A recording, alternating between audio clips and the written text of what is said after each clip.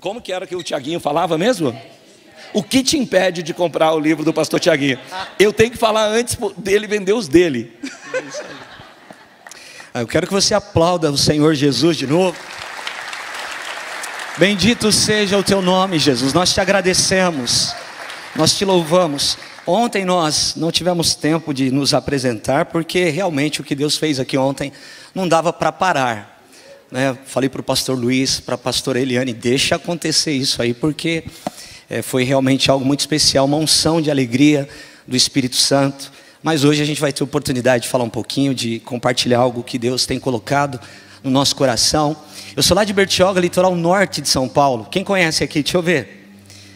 Bertioga é a cidade mais nova do litoral paulista. Foi emancipada há 32 anos. Tem 75 mil habitantes. Foi atingida também pelas chuvas que aconteceram aqui nos últimos dias. Aqui, lá também, né? E nós recebemos ligações do Brasil inteiro, de pastores, amigos, e enviando mantimento, doações. E a gente viu a unidade da igreja no meio de tudo aquilo que aconteceu. Eu sou pai de 3 filhos. Tenho um filho já casado, dentista. Eu não entendi a manifestação. O ar da praia rejuvenesce. Você precisa descer mais para a praia, tá bom? Eu pedi para colocarem uma foto aqui da minha família. O Felipe é casado com a Tainá. Inclusive, essa semana a gente recebeu a notícia que nós seremos avós de uma netinha. Aleluia. Aqui minha nora, Felipe. Essa do meio, a Rafaela. Está estudando na Califórnia, na CBU. Aqui o meu mais novo, de 15 anos, o Isaac. E a minha esposa, Fabiana. Somos casados há 24 anos. Essa é a minha família, essa é a minha casa. Eu não vou falar para você a minha idade, você faz conta aí. Eu queria que você abrisse a sua Bíblia comigo. Um texto conhecido, e eu tenho certeza que Jesus tem algo conosco aqui. Deus tem confirmado tanto. 2 Timóteo capítulo 3, a partir do versículo 16. 2 Timóteo capítulo 3, versículo 16. Diz assim a palavra do Senhor: toda a escritura é inspirada por Deus e útil para o ensino, para a repreensão, para a correção e para a instrução na justiça, para que todo homem de Deus seja apto e plenamente preparado para toda boa obra. Vou ler novamente. Toda a escritura, repita comigo, toda a escritura é inspirada por Deus e útil para o ensino, para a repreensão, para a correção e para a instrução na justiça, para que o homem de Deus seja apto e plenamente preparado para toda boa obra. Obrigado, Jesus. Obrigado pela tua palavra aberta diante de nós. Essa igreja tão incrível, que carrega um legado tão violento da parte do Senhor. Nós somos gratos a Ti por tudo que o Senhor tem feito nesses dias. Continua falando, se revelando mais e mais ao nosso coração, à nossa vida. Nós somos gratos a Ti, em nome de Jesus. Quem crê e concorda, diga amém. Todas as vezes, e nós, na nossa caminhada, na nossa jornada de fé, muitas vezes nós somos indagados: da onde vem a nossa fé? Por que nós acreditamos em Jesus? E uma das coisas que nós podemos falar é que a nossa fé vem da palavra de Deus. Porque para nós que somos cristãos, a palavra de Deus ela está acima de todas as coisas para nós. A palavra de Deus é a verdade para nós que somos cristãos.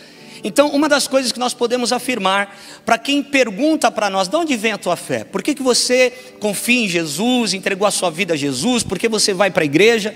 Nós podemos afirmar isso, que a nossa fé, ela vem da palavra de Deus. E é interessante que não existe crescimento espiritual é por isso que não existe crescimento espiritual sem leitura da palavra de Deus.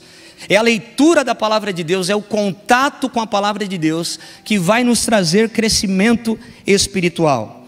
Lá em 1 João capítulo 5, versículo 7, a Bíblia vai dizer: pois há 3 que dão testemunho no céu: o Pai, a Palavra e o Espírito Santo, e esses 3 são um.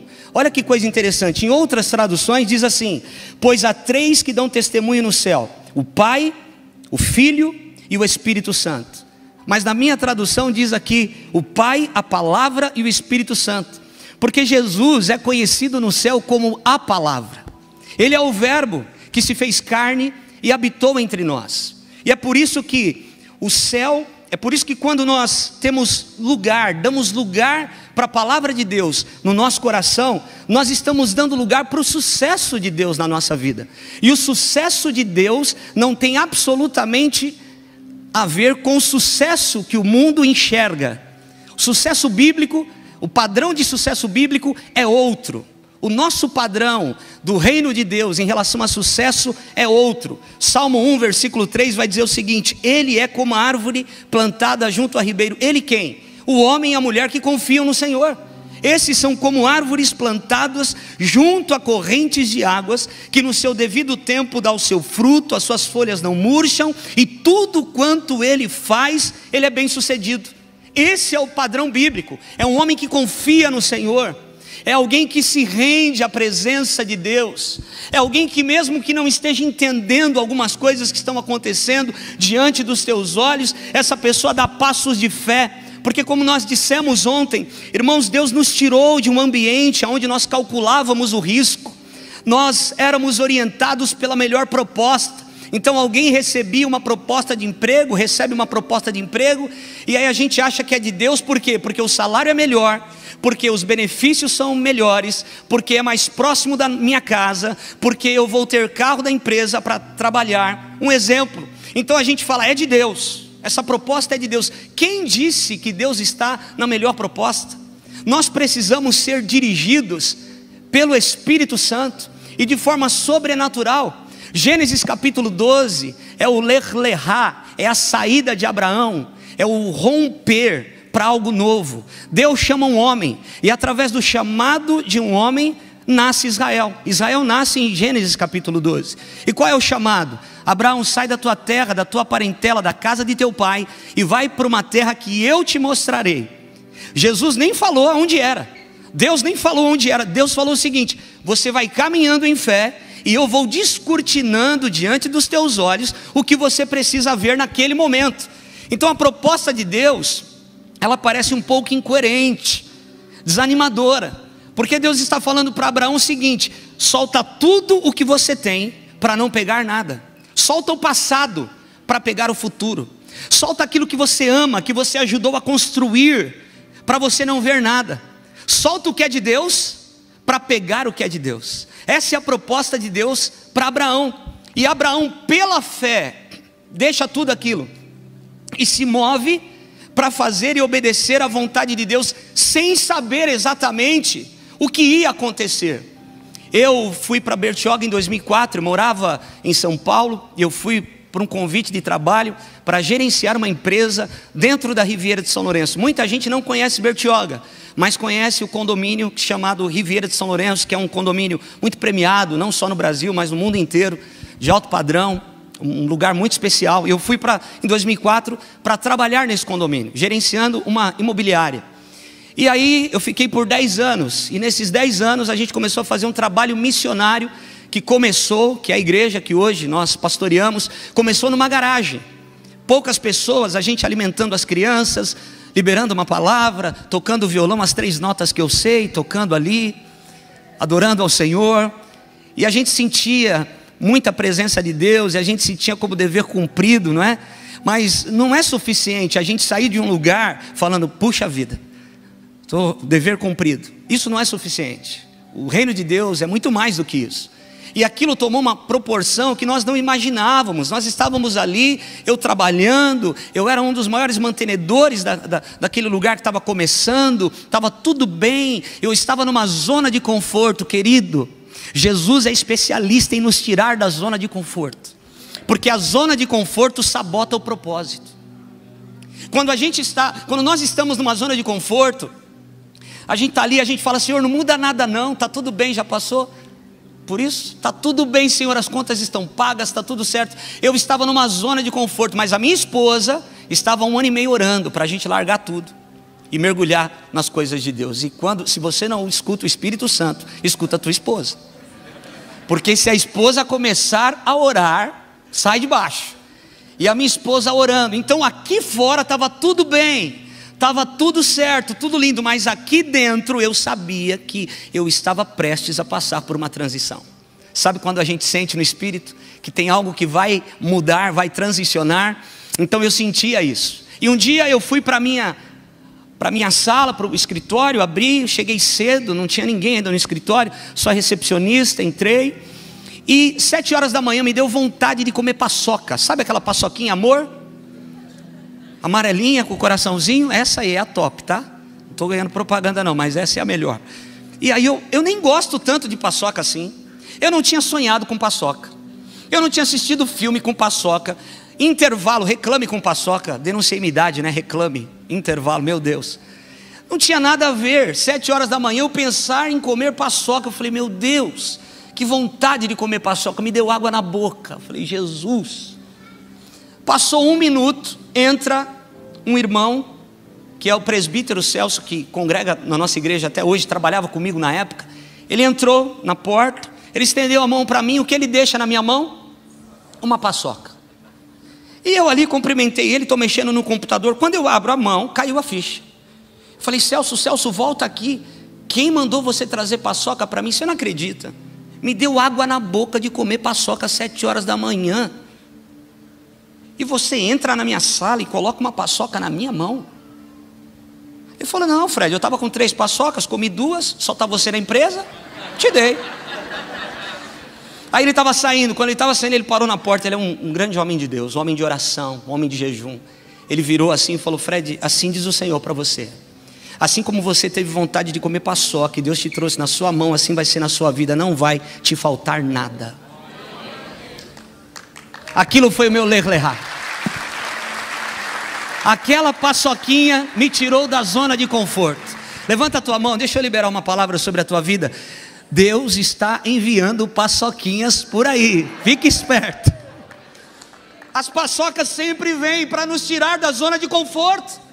Estava tudo bem, tudo pago, eu estava numa zona de conforto. Eu pegava os meus filhos, estudavam na escola metodista dentro da Ribeira de São Lourenço, que era na rua onde eu trabalhava. Então eu deixava os meus filhos na escola, eu ia trabalhar. Na hora do almoço eu pegava os meus filhos, eu ia almoçar em casa com todo mundo na mesa, tudo encaixadinho. Jesus olhou e falou, não, está muito encaixadinho. Para que eu tenha o que fazer, eu preciso te empurrar daí. Eu tenho que empurrar você daí. E aí veio a paçoca. Foi a gota d'água que fez tudo transbordar. Aquilo me tirou da zona de conforto. Mas eu sabia que era Deus. Eu tinha convicção que aquilo que eu estava ouvindo, o Celso não entendeu nada. Eu comecei a chorar, fechei a minha sala, fui para minha casa, contei para minha esposa. Ela começou a chorar também. Eu falei, pronto, agora eu falei que eu não vou sair da empresa. Ela está chorando porque eu estou tomando essa decisão. Nada, ela estava chorando de alegria, porque ela estava orando há 1 ano e meio para que eu tomasse aquela decisão. Esse foi o meu ler-lerá. E a partir desse momento, aquela igreja pequena, com 200 e poucas pessoas, começou a ter uma aceleração tão sobrenatural. Uma igreja numa cidade como a nossa, uma cidade sazonal, que tem 75 mil habitantes durante os períodos, mas nas férias vai para 450 mil habitantes. É diferente de tudo. Então, em carnaval, enquanto as igrejas no carnaval estão fazendo acampamentos, o nosso povo está trabalhando para ganhar dinheiro. Então o público na igreja muda demais. Então a gente recebe muitos turistas ali. É muito difícil, mas uma graça de Deus, algo que Deus fez. A gente ouvia, Bertioga é céu fechado, Bertioga as igrejas não prosperam, e a gente não ouviu as muitas vozes, e a gente foi entrando no relacionamento com Jesus, nós fomos entrando naquilo que Deus queria de nós, e a gente foi vivendo coisas extraordinárias. E lá na garagenzinha a gente falava assim, um dia nós vamos trazer pessoas aqui incríveis que nós admiramos de longe, um dia nós vamos ter um colégio, um dia nós vamos abrir um mercado solidário. E hoje tudo isso é realidade. Nós temos o Colégio de Educação por Princípio, Colégio Rocha, nós temos o mercado solidário que atende mais de 450 pessoas por mês. Pastor Luiz, pastor Eliane vão ter oportunidade de estar conosco lá. E é algo assim sobrenatural que Deus fez.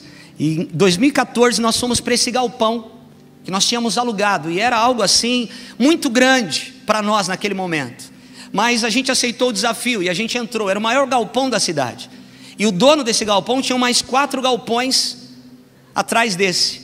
Então em 2014 nós alugamos o galpão onde é a igreja. Em 2015 as coisas foram crescendo, aumentando o tamanho. A gente teve que alugar o segundo galpão. Em 2016 o terceiro. Em 2017 o quarto. Em 2018 o quinto. E em agosto de 2018 Deus nos deu os 5 galpões. Eles são nossos hoje. A gente comprou aqueles galpões. Foi algo também, um testemunho, que numa outra oportunidade eu posso contar. Mas eu estou contando isso para você por quê? Porque não importa o que aconteça na nossa vida, nós somos chamados para fixarmos a nossa atenção na palavra. Porque vai ter um momento que nós não vamos ter nada, nós só teremos uma palavra que um dia foi liberado sobre nós. Eu fui ali tomar um café, eu vi aquele mural incrível do legado e da história dessa casa. Sabe por que nós estamos aqui hoje?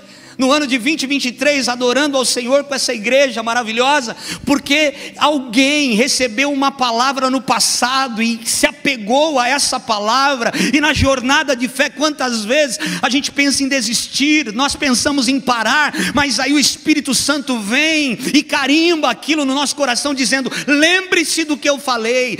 Vão existir momentos na nossa vida, irmãos, que nós não teremos. Alguns amigos vão se afastar, algumas pessoas vão ser recolhidas, mas a palavra de Deus estará firme e o Senhor estará desejoso em cumprir o propósito dele na nossa vida. Então nós precisamos fixar a nossa atenção na palavra, porque eu quero repetir para você: a palavra de Deus é a verdade para nós, acima até mesmo dos fatos que nós estamos enxergando diante dos nossos próprios olhos. E eu vou provar isso para você biblicamente. Existe uma grande diferença entre verdade e fatos. As pessoas, elas são rápidas e ágeis a nos trazerem os fatos que estão acontecendo. Então, rapaz, você viu o que aconteceu em Curitiba essa semana? Você viu o que aconteceu no governo lá? Você viu aquela pessoa teve essa situação? As pessoas são rápidas e ágeis em nos trazer os fatos. No entanto, a nossa fé, o nosso foco e a nossa luta não estão fundamentados nos fatos que nos trazem, estão fundamentados na palavra, que é a verdade para nós, acima de todos os fatos. Vai chegar um momento, olha para mim, vai chegar um momento na nossa jornada de fé, que ou você acredita na palavra profética que você recebeu, ou você acredita nos fatos que estão diante dos teus olhos. Eu estou sentindo Jesus aqui. Ou você vai acreditar naquilo que Deus te falou, ou você será paralisado por aquilo que você está enxergando diante dos teus olhos. Ou acreditamos na palavra de Deus, ou acreditamos nos fatos. E eu quero dizer algo para você: a verdade, que é a palavra de Deus, ela muitas vezes vai contradizer as circunstâncias que nós estamos vivendo.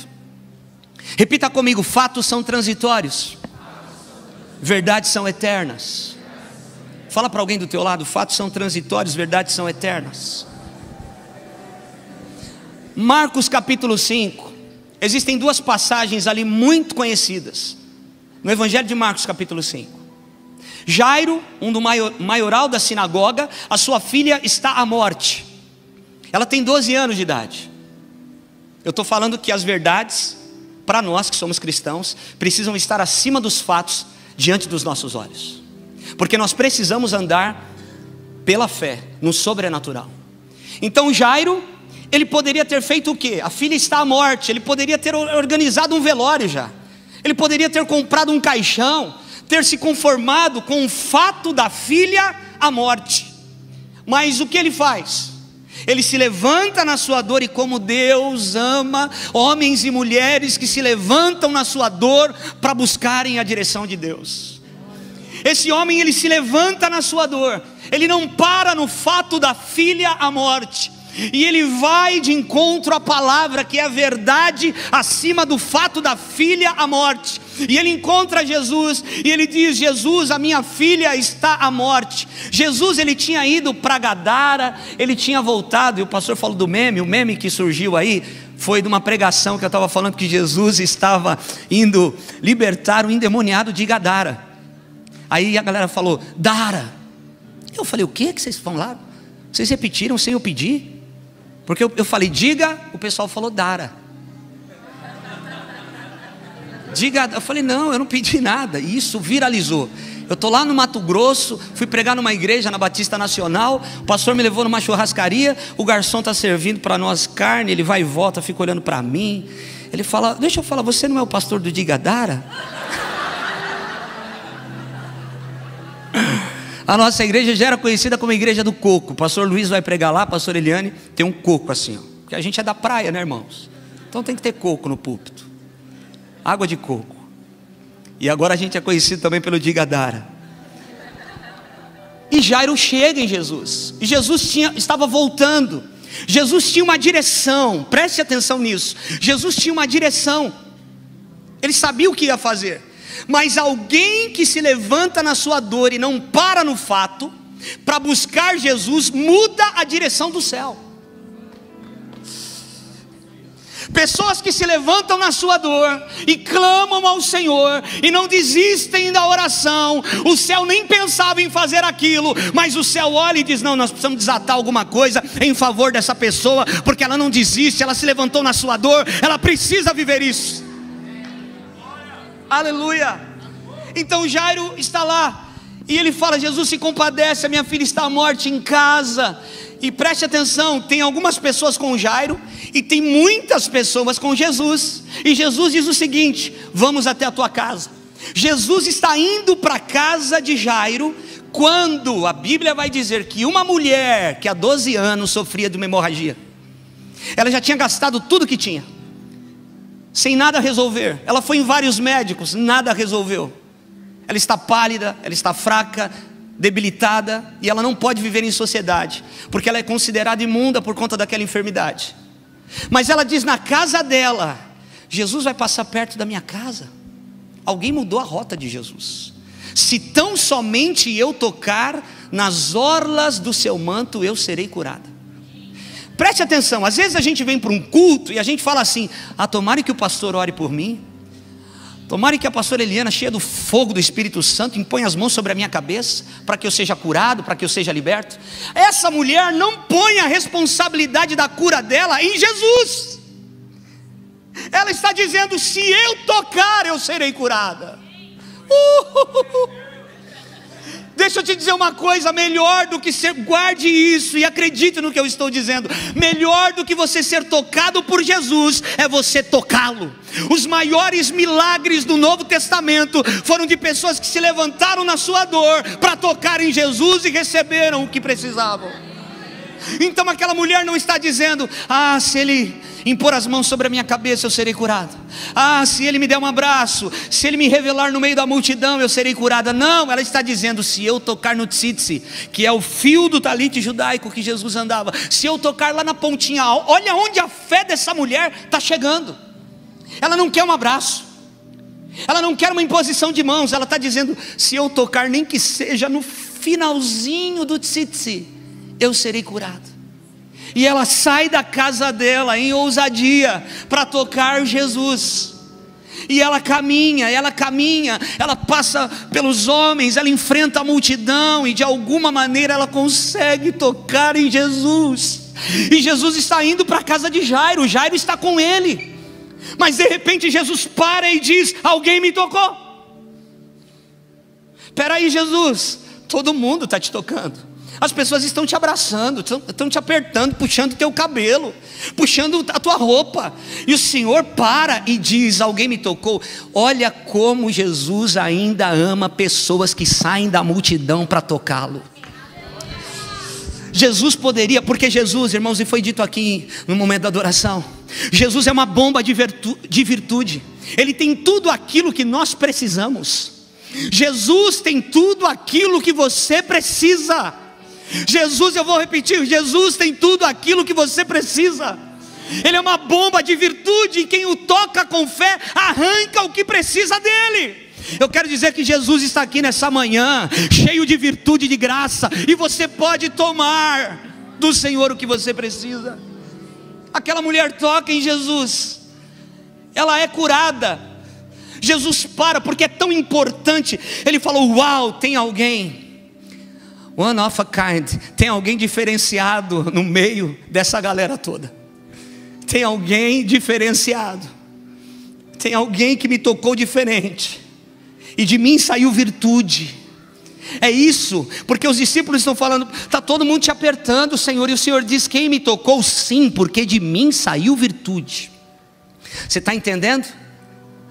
Quando alguém tem expectativa para buscar ao Senhor, aonde essa pessoa chega, o que ela alcança.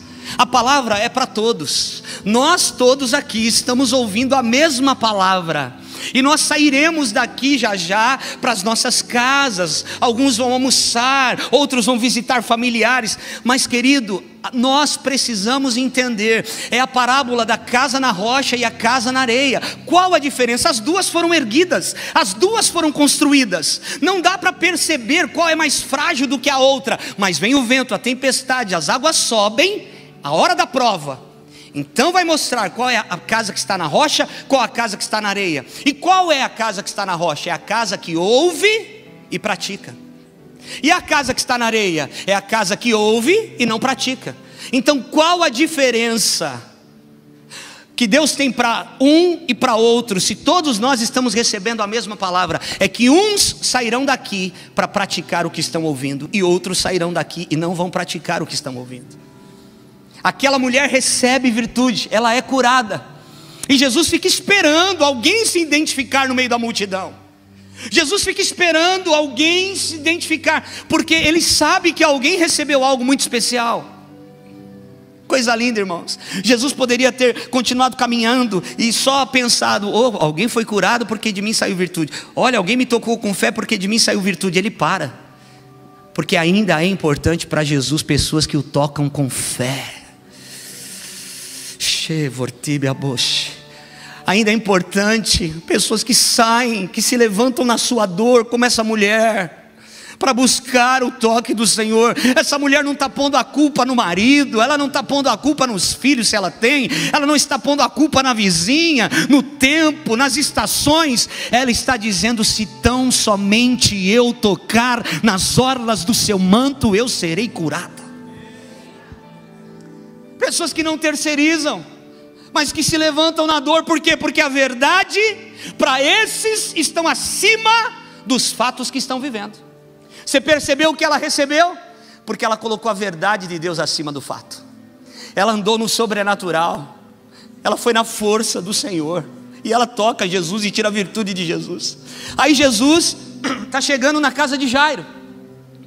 Quando Jesus está chegando na casa de Jairo, o que ele ouve dos amigos de Jairo que já estão lá? Não adianta, nem adiantou ter importunado o mestre, porque sua filha já morreu. Olha a notícia que eles estão recebendo. Sabe o que Jesus fala? Jesus diz o seguinte: tirem todos daqui, porque a incredulidade impede o agir de Deus. Querido, é por isso que nós precisamos tomar cuidado com quem nós andamos. Tem gente que é um conector, tem gente que abrasa o nosso coração, não é verdade? Tem gente que você anda junto, aquece o nosso coração. Eu tenho uma piscina lá em casa. Se a minha esposa tiver com um secador de cabelo com uma extensão grande, e a gente teve alguma faísca naquele dia, alguma discussãozinha de casal, ou ninguém aqui discute no casamento, e ela pega e joga aquele secador de cabelo dentro da piscina, e eu estou lá dentro, o que acontece comigo? Acabou, eu vou morrer, porque a água é condutora de energia. Agora, se eu estou sentado em cima de um pneu de caminhão e ela põe um secador do lado, o que vai acontecer comigo? Nada, porque a borracha não conduz energia. Tem algum borracheiro aqui? Irmão, falando espiritualmente, nada a ver com a profissão, você precisa parar de andar com borracheiro. Gente que não conduz vida de Deus, que não conduz graça de Deus. Você anda com o cara, nada acontece, você fica frio, amargo, tira a tua afeição. O que é mundanismo? Mundanismo é tudo aquilo que tira a nossa afeição por Jesus. Então você maratona uma série, e aquela série esfria o teu coração para as coisas de Deus, isso é mundano. E você deve tirar, eliminar da tua vida tudo aquilo que é mundano. Se tem algum relacionamento que você senta na mesa e as palavras, a conversa vai para uma direção que é tão longe daquilo que Deus tem para você, aquilo esfria a tua comunhão com Deus, esfria o teu relacionamento com Jesus, isso é mundano. algumas situações, alguns relacionamentos, coisas que nós temos contato, que tiram a nossa afeição por Jesus. O anjo não vai te pegar na mão e falar: ó, vem aqui, resolve isso aqui, tira isso da tua vida, vem mais aqui, ó, isso aqui também, esse relacionamento não serve, tira da tua vida. O anjo não vai fazer isso, a prerrogativa está na nossa mão. Eu e você devemos calcular, olhar para a nossa vida exatamente hoje e aproveitar essa conferência que vocês fazem anualmente. Amanhã começa um jejum. Uau, que tempo tão oportuno para alinhar o nosso coração com o coração de Deus. Bendito seja o Senhor.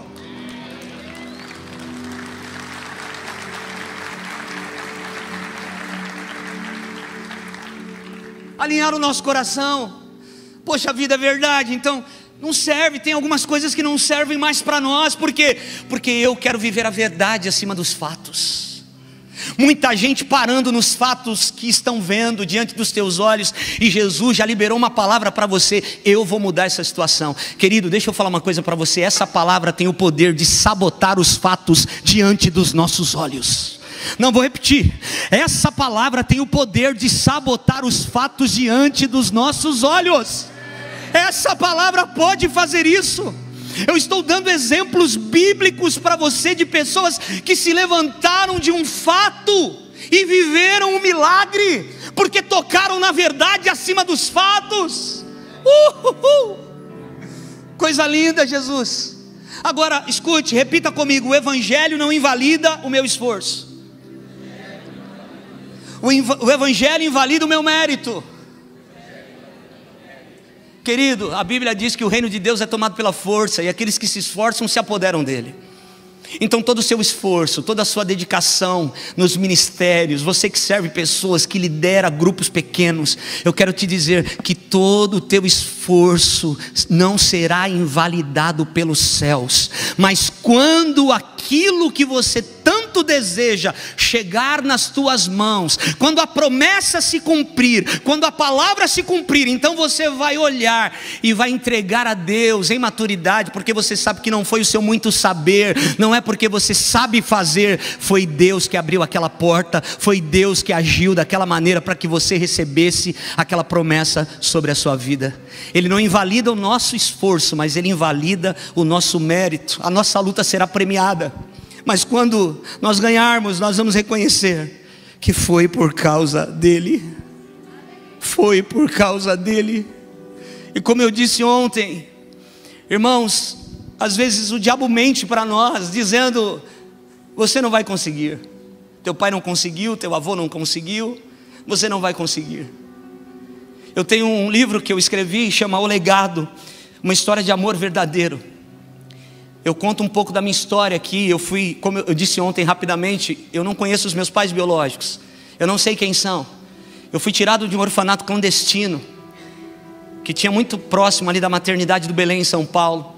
Uma mulher que cuidava das crianças, muitos imigrantes chegando em São Paulo naquela época, mais de 40 anos, e as leis não eram como hoje, então era fácil pegar uma criança, dava um trocado para aquela mulher, e a minha mãe que me adotou não podia ter filhos, meu pai, e uma vizinha disse: olha, tem uma menina linda, Santa, e você quer uma menina, vamos lá naquele lugar, você dá um dinheiro para a mulher e você pega a menina para você, depois regulariza a documentação. E a minha mãe foi lá para pegar uma menina. Só que quando ela chegou naquele lugar, ela entrou e eu estava sentado em cima da cama, estava muito calor, mas eu estava com roupa de frio, tomando uma mamadeira de caldo de feijão. E eu soltei a mamadeira e dei um sorriso para ela. E ela falou: eu não vou levar a menina não, eu vou levar esse menino, porque o sorriso dele foi um sorriso de Deus para mim. Eu quero dizer o que eu disse ontem aqui: levanta a tua mão. Sorrir na crise te tira dela. Ouse acreditar no Senhor nos seus piores dias, nos seus piores momentos. O Senhor pode te tirar disso. Não pare no fato, viva a verdade de Deus sobre ti. Minha mãe foi para o Senhor em 2012, era diaconisa da igreja que eu sou pastor. Meu pai foi para o Senhor há 2 anos atrás, era diácono da igreja que eu pastoreio. Meu pai com 82 anos, ficava ali, e ai se não escalasse ele, pastor, ficava bravo. E ele tinha um olho de águia, porque no final do culto ele falava: Fred, estou sentindo falta de fulano de tal. Fulano faz 2 cultos que não vem para a igreja, precisamos visitar ele lá. Ele tinha um olhar, ficava assim do ladinho, e de pé, gostava de ficar de pé, 82 anos, servindo a igreja. E lá na nossa igreja, em dia de ceia, primeira vez que eu faço isso, pastor, estou fora da minha igreja no dia de ceia. Primeira vez, por conta de um convite de um amigo. E no dia de ceia, a minha esposa, a gente ministra a ceia, e a minha esposa, ela pega o pão como um ato profético, e ela entrega para alguém e libera uma palavra profética. E a gente sempre faz isso. E a nossa igreja de Mogi das Cruzes, uma semana antes do meu pai ir para o Senhor, a gente foi para a igreja, eu ministrei a ceia, e uma irmã, a Fabiana não estava na outra igreja nossa, e a irmã deu o pão para um irmão. Profeticamente, esse irmão sentiu de dar o pão para o meu pai, e tinha lá uma cartinha escrita. E aí, uma semana depois, meu pai foi para o Senhor, eu fui lá na casa dele, tirar as coisas, arrumar tudo, depois do velório, depois do enterro, e eu abri a geladeira, o pão estava lá, fechadinho, com a carta em cima. E eu peguei a carta e eu abri, e estava o texto lá de pai de multidões. Alguém que não pôde ter filhos, por conta de uma ação de misericórdia, de generosidade, se tornou pai de multidões.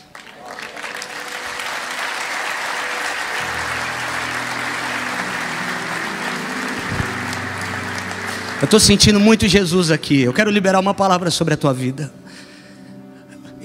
Você não está solto, não. Jesus tem algo com você. Você não está solto aí, perdido. Não. Jesus tem um propósito na sua vida. Sabe por que nós estamos reunidos aqui, diante da mesa do Rei Jesus, nessa conferência, reunidos como igreja do Senhor? Porque Deus tem um propósito na tua vida. Você não seria capaz de encontrá-lo. Ele te encontrou num determinado momento da sua vida. Não fosse vós que me escolhestes, eu escolhi a vós, diz o Senhor. Foi o Senhor que te escolheu. Ele conhece a tua vida. E ainda que a gente passe por algumas coisas que a gente não entenda, Ele está no controle de tudo. Continua acreditando. Continue acreditando. Então eu quero declarar que toda raiz de orfandade caia por terra. Toda mentira do diabo que você não é favorecido, que você foi esquecido, você que não teve o teu pai presente, você que teve alguma situação de separação na tua família e isso te afetou, em nome do Senhor Jesus, que o óleo fresco de Deus, fresh oil, desça na tua raiz agora e cure e chegue onde só o Senhor pode chegar na sua vida. Em nome de Jesus eu libero essa palavra. Você é filho, você não é órfão. Nós somos filhos, filhos de um bom pai. Eu não conheço os meus pais biológicos, mas Deus cravou uma paternidade na minha vida mesmo antes de eu conhecê-lo, e me deu uma família. E agora você vô, dá licença que eu vou ser vô? Eu vou ser vô, irmão. Eu não quero saber, eu vou estragar aquela menina mesmo. Eu já falei para o meu filho, para minha nora, eu vou estragar, pronto, leva para tua casa. Vou brincar, vou fazer tudo, leva para tua casa. São as fases da nossa vida, mas o Senhor está em todas elas. Irmãos, isso é uma promessa de Deus, legado. Eu cheguei aqui ontem, naquele mover que aconteceu, eu comecei a chorar ali, porque eu senti um peso de legado nessa casa. La torvace vordibia boche, riavossivi ordibia boche. Eu senti um peso de legado, uma graça de Deus tão violenta. Isso vai alcançar a tua casa, isso vai alcançar a tua família, isso vai alcançar as tuas gerações. Nós vamos cantar os nossos filhos, os filhos dos nossos filhos, os filhos dos filhos dos nossos filhos serão alcançados pela glória de Deus. Não terá vácuo, não terá abismo entre uma geração e outra, porque Deus será fiel. Aleluia. Ei. Fica de pé comigo.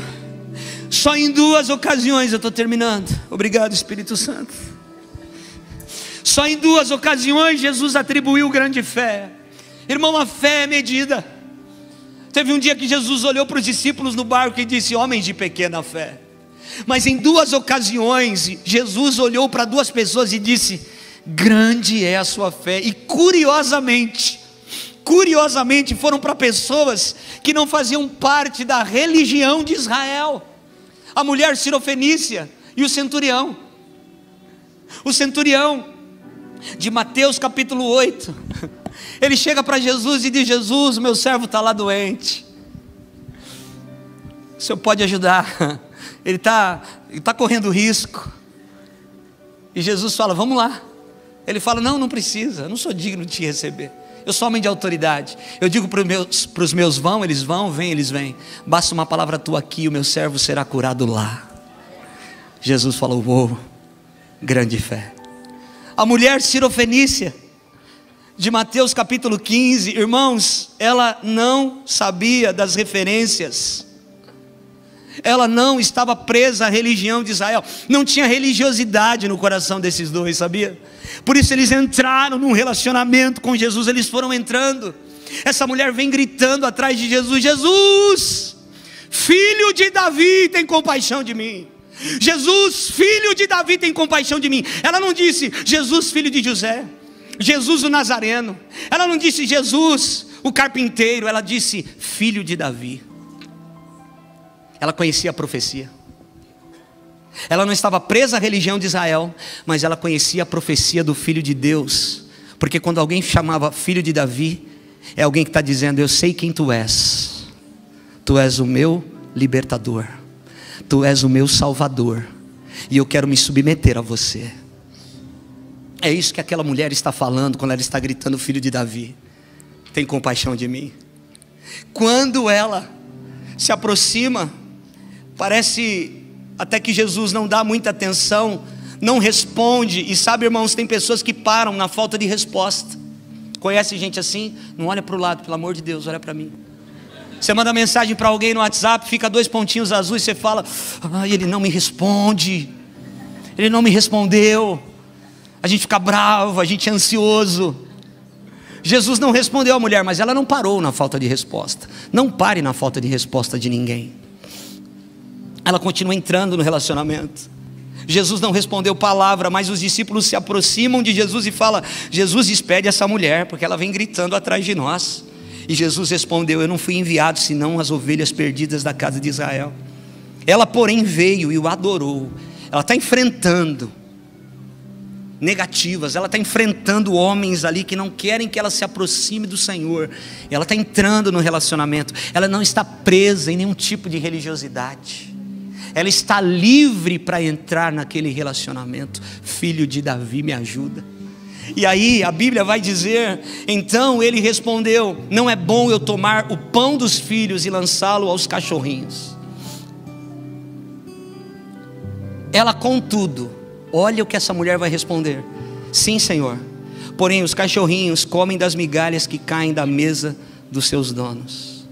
Ela está dizendo o seguinte: Senhor, eu sei, mas se for para ficar debaixo da tua mesa, eu me submeto, porque eu sei que o Senhor, é o meu Salvador, e eu me submeto a qualquer coisa que o Senhor, que caia da tua mesa. Se é a tua mesa, se é o Senhor, eu me submeto. Sabe o que Jesus vai falar? Ó mulher. Esse ó de Jesus não foi comedido não. Ó mulher, não.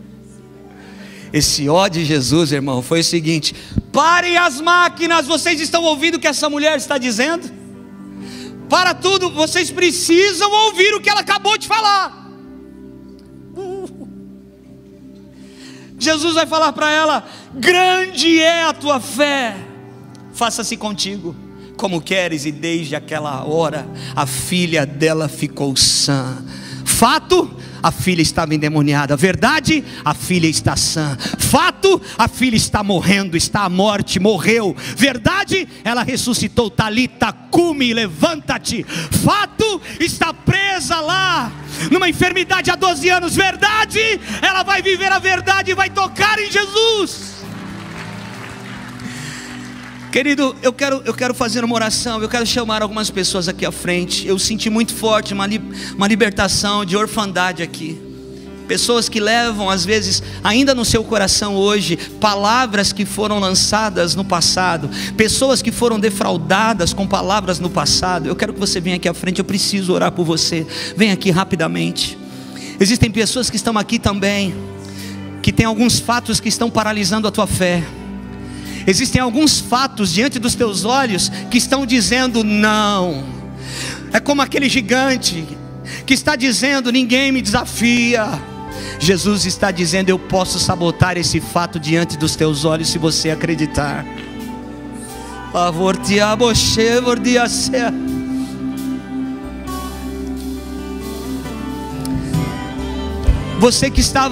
Você que toda vez, preste atenção nisso. Pode vir mais perto aqui do altar para que todos caibam. Você que às vezes, você tem muitos sonhos, preste atenção nisso. O Espírito Santo acabou de me falar. Você tem muitos sonhos, você deseja empreender muitas coisas. Só que toda vez que você dá um passo para o novo, vem medo. Por conta de uma experiência negativa que você teve. Ou talvez até na sua família. O passo não foi bom lá atrás. Então por isso que todas as vezes que você pensa em dar esse passo para alcançar algo novo, o medo te paralisa. Vem aqui à frente, eu preciso orar por você. Espírito Santo, flua nesse lugar. Espírito Santo, flua nesse lugar. O que foi dito aqui do vaso rachado, é isso que Deus está fazendo nessa noite. Deus está alinhando o vaso. Nada mais vai vazar de você. Você não vai receber muito e os dias passando e aquilo vai vazar da tua vida. Não, Jesus está fechando. Jesus está lacrando, está selando. Vamos adorar ao Senhor. Vamos adorar ao Senhor.